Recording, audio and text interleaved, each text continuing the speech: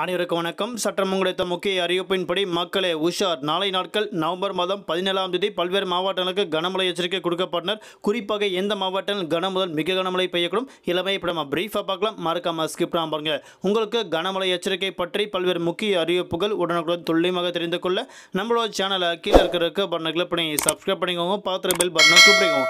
இந்த வீடியோ உங்களுக்கு பிடிச்சிருந்தா லைக் பண்ணுங்க. இப்போ வாங்க வீடியோக்குள் போகலாம்.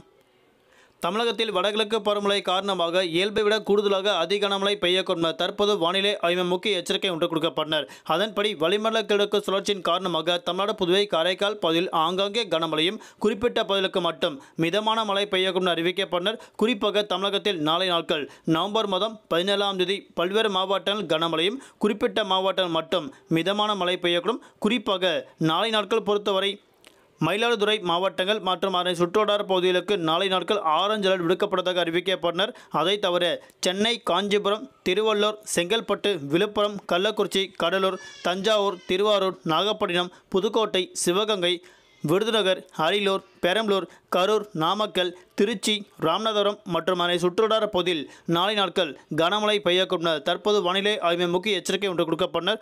தமிழகத்தில் வரக்கூடிய நவம்பர் மாதம் 21ஆம் தேதி வரை தமிழ்நாடு, புதுவை, காரைக்கால் பகுதியில் பல்வேறு மாவட்டங்கள் கனமழையும் குறிப்பிட்ட மாவட்டங்கள் மட்டும் மிக கனமழை எச்சரிக்கை கொடுக்கப்பட்டனர். தலைநகர் சென்னை பொறுத்தவரை வானம் பொதுவாக மேகமூட்டத்துடன் காணப்படும். நகரின் ஒரு சில பகுதியில் லேசர் முதல் மிதமழையும் அவ்வப்போது இடியக்கூடிய கனமழை பெய்யக்கூடும்.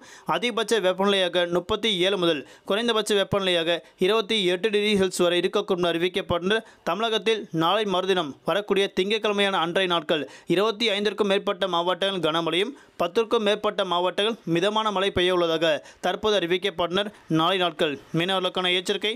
தென் தமிழக கடலோர பகுதி, மன்னார் வளைகுடா, குமரிடல் பகுதியில் சூறாவளி காற்று மணிக்கு 45 முதல் 55 கிலோமீட்டர் வேகத்தில் வீசுகிறதால் மீனவர்கள் அப்பகுதிக்கு மட்டும் நாளை நாட்கள் மீன்பிடிக்க செல்ல வேண்டாம் என தற்போது மீனவர்களுக்கு முக்கிய எச்சரிக்கை ஒன்று கொடுக்கப்பட்டனர்.